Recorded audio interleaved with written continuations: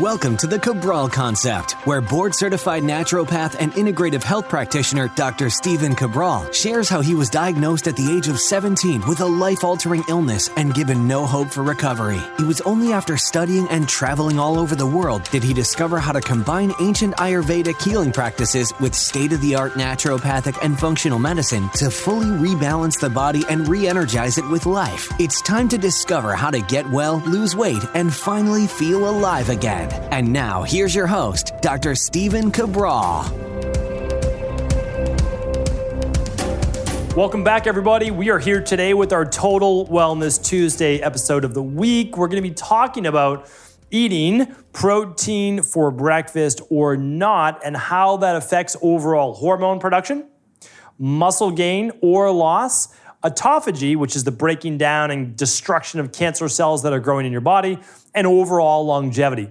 So what I hope to do is to always share with you the actual science, the actual data, not the moving, changing target, but the information, the education, so that you can decide what is best for you. Because as I've said before, there isn't one ideal diet, exercise plan, etc. There is a foundational-based approach that works for everybody. But then after that, it must be bio-individualized for each person. That means made your own. And it's really based on a specific set of goals and parameters that you're trying to optimize for in your life. And I'm going to take you through that here today, because then you'll know if it's best to wake up and have eggs and an omelet or so at breakfast and, maybe a burger or steak or something like that at lunch and, more at dinner. Like, what are you optimizing for? That's what I'm going to be taking you through. But I'm also going to be sharing with you the direct science from both a, let's say, modern day scientific-based approach, but also an Ayurvedic-based philosophy as well. So I was, again, I'm really combing the research in depth. These are high-level topics we're talking about right now, right? So we know that if you're following this, you're probably not on the standard American diet, right? So you're one step beyond that, or maybe many steps, which is great. And now you're trying to figure out, what am I after? Like, what am I trying to optimize for? Because if you're willing to switch your breakfast, if you're willing to switch your lunch, if you're willing to switch your dinner, if you're willing to skip meals and do longer intermittent fasting, then at that point, now you're saying, I have control over what I am eating, and now I'm looking to optimize. That is what I'm talking about on the show, because I have all sorts of shows. I have the beginner level, just with what is intermittent fasting, what are proteins, like all of those things. This is just another level. This is saying that you are willing to do whatever you need to do in terms of eating, meaning like you have control over what you eat rather than the food has control over you, right? So that's what we're talking about. So now we get to have some fun. We get to say, should you have breakfast or not? We talked about that on just a couple weeks ago, right? And I'll link up all these other shows here today. So all the shows and research will be at stephencabral.com/2671. And then, of course, I always let you dive deeper if you want. So the question is this: should you be eating heavier proteins or even protein at all at breakfast? That's the question. Meaning, like, is it better to have an omelet, eggs, maybe even some meat, or whey protein or something, or even casein protein at breakfast? And if so, should you be having 30, 40, 50 grams of it at breakfast? That's the question we're answering for today. Okay, I'm not talking about that at lunch or dinner. I'm talking about it first thing in the morning. And here's why. Think about it this way. If you're doing this, you're thinking about your food, you might have already been thinking about intermittent fasting. So you might already be going from 7 at night or 8 at night to 7 or 8 in the morning. So you got in 12 hours. Now, maybe you're a little bit more advanced and you're going from 6 at night to 8 o'clock in the morning or so. So now you're at 14 hours, right? So I'm not telling you how long on this show. I've got lots of shows in intermittent fasting. I'll link them up. They're basically all at stephencabral.com/IF. That takes you to all the intermittent fasting shows. Those are some of the most popular ones right now out there. And so what I would share is this. You're deciding what's the optimal breakfast. So whenever you break your fast. Now, why does that matter? Because you know that while you're fasting, what are you doing? Well, you're optimizing for autophagy. Just a quick refresher. Autophagy is the body cleaning house. That's how I like to describe it. I've always described it that way since like 2016 when I started the podcast. And what that means is that when you are not eating and the food has been digested, right? Because that takes hours as well. We'll talk about that on another show. Your body then has to find other fuel sources. And also, all of its energy, not all of its energy, but a good amount of energy is used for digestion and the process of digestion and the immune system as well. Well, when your body is not now looking at all the different foods you ate and how to break it down, it can actually scavenge the body. And it does, and it looks for weak mitochondria. It looks for bacteria. It looks for viruses. It looks for cancer cells. It looks for weak, dead cells. It looks for senolytic-based cells, like zombie cells, and it cleans all those up. It literally, it's a process of phagocytosis. It literally engulfs or breaks down those cells. And others, through a process of what's called apoptosis, means that those cells that are weak and dying, they actually are programmed to then die as the body needs to recycle those too. So it's a remarkable system that our body has built in for us. And that happens while we are fasting. And there's one more process that I want to share with you that also, there's a lot of processes, but there's another process that happens called AMPK. And AMPK just stands for AMP activated protein kinase. All that means is that it is a cellular-based energy sensor. So when there's not a lot of fuel coming in, the body says, okay, we are going to now down-regulate some of these processes, such as increasing ATP, etc., and actually begin more of a catabolic process to break down whatever it is that we need. Amino acids, cellular particles.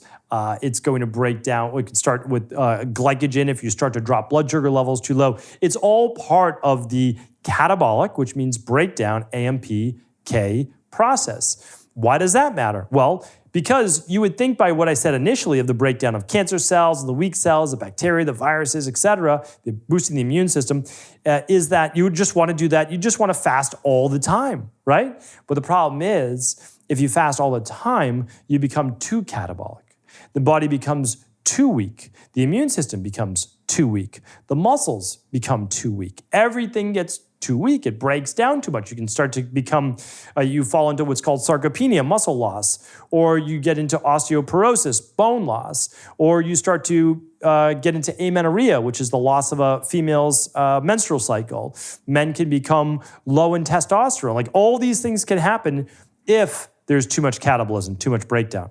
So now you're thinking, well, I don't want that. And right, so like we don't want to over fast, especially as you get older, right? Fasting is important. Over fasting, not good. That's why you get away with it when you're teenagers in your 20s and early 30s, because going back again, I hope you tuned into the previous podcast, something called the disposable soma theory of aging, also called the triage aging theory. And I'll link that up. I believe that was episode like 2631 or so. So I'm going to link that up here today too, because these are important topics that you talk about. I mean, this is what we dive deep into in high performance health in our course, in our certification for coaches. So, because this is really important. There is no one answer. That's why I had to give you this little of a background right now, because what happens is if we don't want to become too catabolic, we need its reverse, which is anabolism.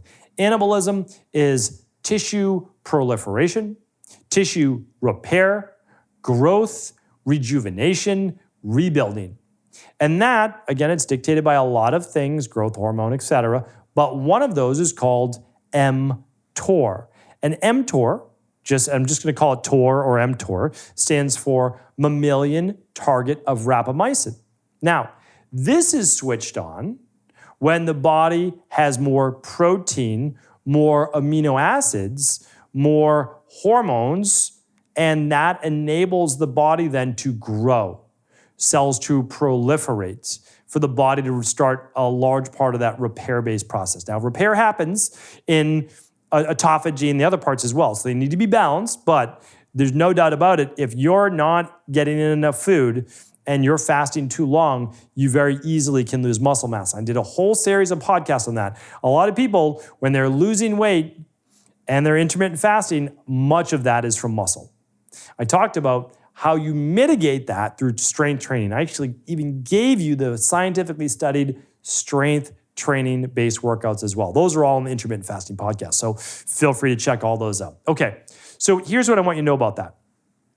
mTOR, right, mammalian target of rapamycin, helps with the anabolism, the growth of the body. The problem is it shuts down AMPK, autophagy, and apoptosis to a degree. And it instead favors cellular growth and proliferation.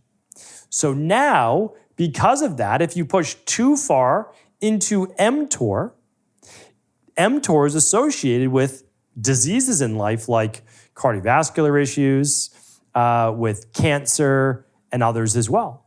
So we've got cancer, we've got cardiovascular issues, we've got potentially type 2 diabetes, we've got potentially high blood pressure. So some serious issues, stroke, heart attacks, etc. However, right, on the other side, we've got the osteoporosis, the muscle wasting, the weakened immunity, all of those things as well. So what I'm sharing with you is this. A lot of people are trying to push right now towards one direction or the other, over fasting or massively increasing your protein, right, and hormones. On both extremes, guess what? Just like everything in life, extremes are bad, right? I mean, that's literally all I can say about that. You will never win in the long term with the extremes. So you might say to yourself, well, that's not true. I've been doing a XYZ diet right now, which only includes this one specific macro group, and I feel fantastic. Here's the thing. When you have been pushed too far in the other direction, what do you need? You need the pendulum to swing to the other direction. When I was catabolic, I had Addison's disease and all sorts of issues. What did I need more of? Less catabolism. I needed more anabolism. But then, what happens when I was more anabolic? I really pushed in that direction. Well, I needed more of the catabolic. So what works really well? Well, a carnivore diet works really well to turn on mTOR, and a vegan diet works really well to turn on AMPK. And so that's why people in both camps can do so well for a certain period of time. And then what happens? Well, they need balance. But that's why people just swing wildly from one direction to the other and they get benefits each time, rather than finding not moderation, but finding the balance. So now it brings us back to all of that. I know there's a lot of lead up, but I wanted to share that with you, and this is important. Breakfast. I'm not going to go over whether you should skip breakfast or not. I've done many podcasts on that. I would say the data says it's not a good idea. Okay, I just want to share that with you. But that doesn't mean breakfast needs to be 6 a.m., right? Could be 8 a.m., could be 9 a.m. It depends when you start your day, depends when you start your day and how much stress there is. And then remember, you can stop eating earlier in the night, which seems to confer far more benefit. But again, we'll save that discussion. We've already talked about that, but we'll save it even for another day. We'll do a part 12 another day. So what I want to share with you now, though, is should you eat the steak and eggs for breakfast, right? Should you do the 50-gram whey protein shake like I used to do back in the day? I used to do all of those things, right, for the more mTOR-based phase. What was I trying to do? Well, I knew what I wanted to do, and I wanted to put on more muscle. My natural weight for me, just working out, a few days a week and doing my strength training, doing what I want, eating normally, it's in the mid 160s. That's where my weight typically sits. Now, I've been in the high 140s. Can't really go too much lower than that. That's really light for me. And I've been all the way up at 200 pounds. So it's like I've been kind of the extremes with about 50-pound swing. And the thing is this, you have to just ask yourself, what are you trying to optimize for? And I want to share that with you right now. When I was trying to optimize for muscle, natural bodybuilding, and I'm 5'8", so when I wanted to get to 200 pounds on my frame, that wasn't going to be easy. But you can do anything, you really can, with your body if you want to push to the extremes. So what did I do? I ate 6 times per day. I got in way more protein than you need to get in, but again, I was optimizing for anabolism. And you know what? It worked. I got in 250 to 300 grams of protein a day, sometimes more. And all I did really easily was I got about 50 grams of protein 6 times a day. And that's how I did it. Sometimes I would only get in 5 meals, so that was 250, but I would try to always get in 6. And that is how I was optimizing. So the other thing is this, you want to put on a lot of muscle, you need 2 main things. Saturated fat boosts hormones. It does. Again, I run hundreds of thousands of laps.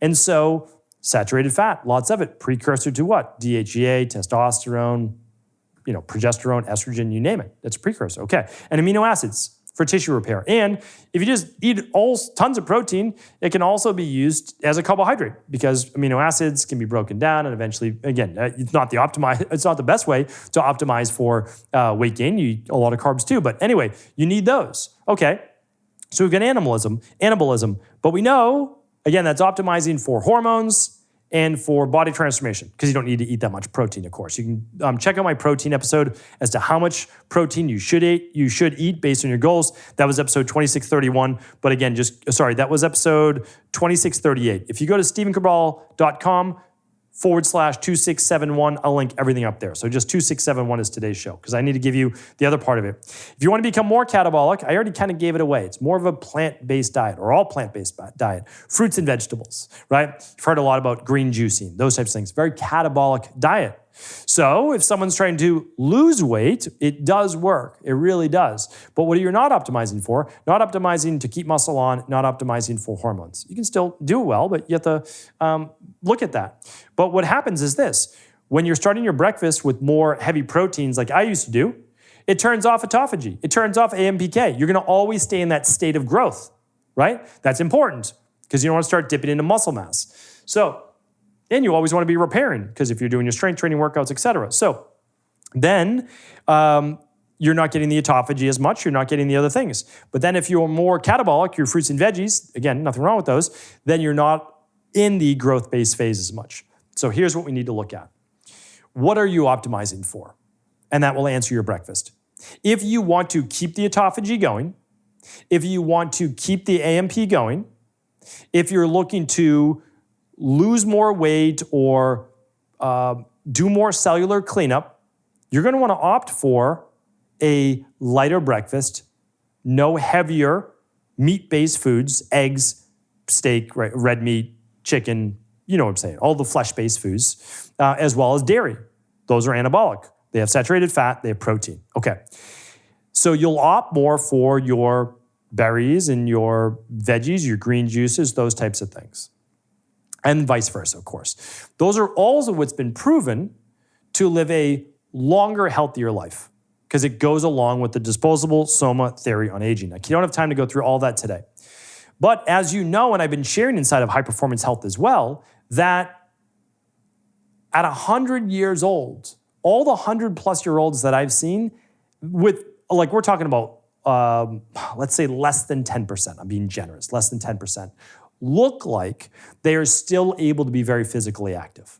That's the truth. So as I'm trying to help people optimize for 100 plus years old, I don't think we can go that catabolic, right? So what I'm sharing is a middle of the road approach. And so what I'm sharing with people is plant-based proteins for 2 out of your 3 base meals. And you can still do some meat or ideally fish. And I'm not saying anything against meat. I eat meat. So before everyone says meat's the most nutritious food in the world and all of these things, I get it. I've studied that as well. So I get it. I understand. But you just need to know what you're optimizing for. So what I'm trying to optimize for right now is I have more than 50 years to go before I turn 100, but you have to start thinking about these things now, right? So what I'm trying to do is optimize to keep muscle mass in the body, but not overdo it. And so I choose a plant-based protein for breakfast. I just do a smoothie with the fruit in there, with a little bit of fruit and vegetable blend powder. And then at lunch, again, you can choose what you want to do. Maybe it's fish, maybe it's some hemp parts, maybe it's some chickpeas, black beans, lentils, etc. And then maybe at night you do your meat, fish, chicken, poultry, eggs, etc. Or you switch your lunch with your dinner. I don't want to go through the lunch and dinner today, but I do want to let you know is if you have heavier proteins, dairy or meat-based, right away for breakfast, you are stopping a lot of that autophagy and AMPK process. But you are getting the benefits of muscle-based growth. Now, if you do more plant-based or only plant-based, it's being shown that you can probably still keep some autophagy and AMPK going because they're not anabolic foods. And if you do more middle of the road, you're probably, I would say, getting the most benefit. If you're worried about becoming too catabolic, losing muscle mass, strength, endurance, etc. So something to think about. Again, I'm not telling you what to do. I want you to think about these things though.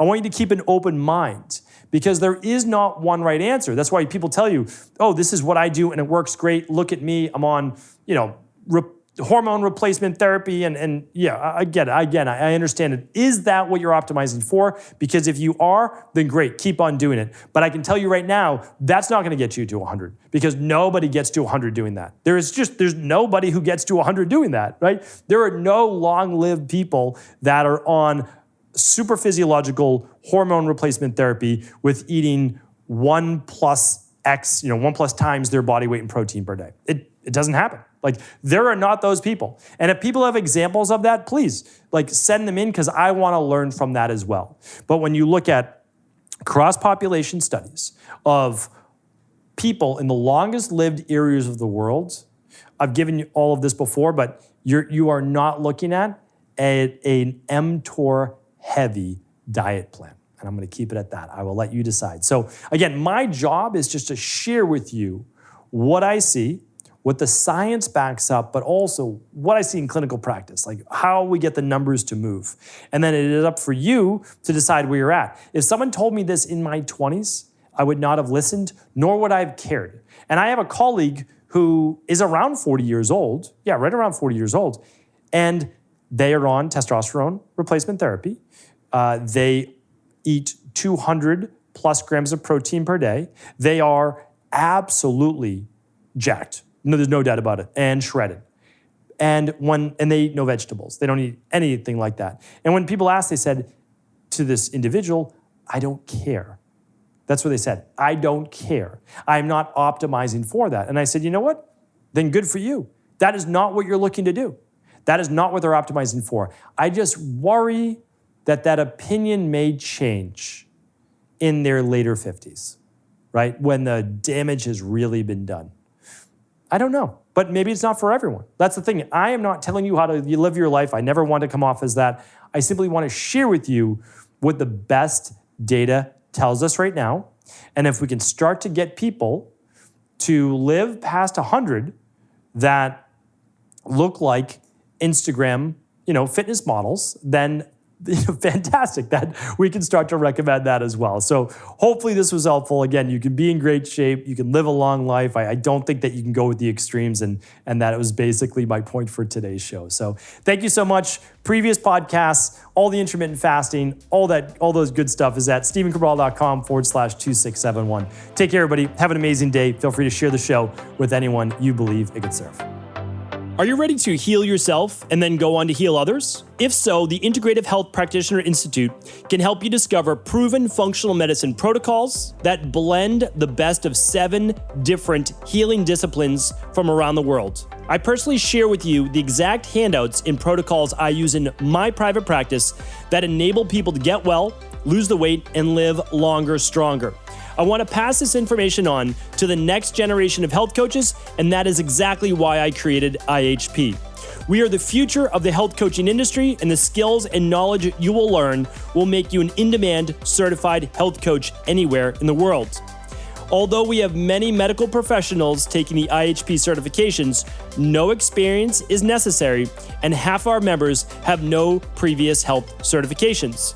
At the Integrative Health Practitioner Institute, our motto is a health coach in every home.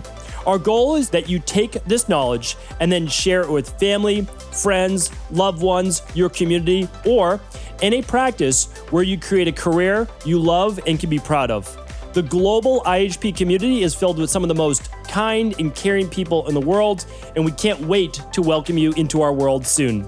For more information or to set up a discovery call with one of our IHP Health Coach graduates, simply head over to integrativehealthpractitioner.org.